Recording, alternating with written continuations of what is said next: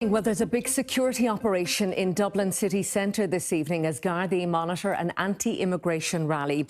Some of the protesters have been staging a sit-down on O'Connell Bridge since they made their way back from Leinster House, where they staged a rally outside. Well, our news correspondent Richard Chamber joins us now from there. So, Richard, what do we know about the current situation in the city centre?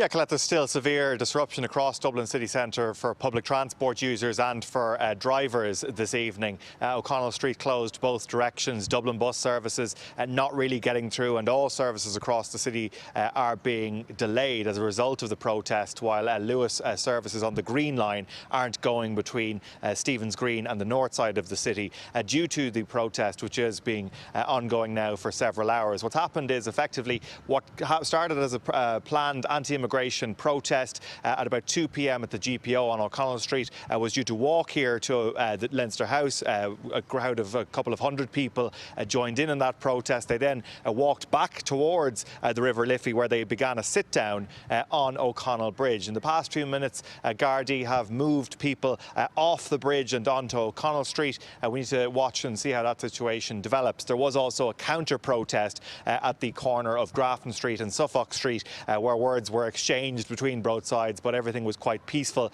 and no word of any arrests at any point in time. Now, it is a far cry from what happened here this time last year at a similar protest which took place outside Leinster House. 13 people were arrested then. People might remember the gallows that was set up outside Leinster House at this point in time.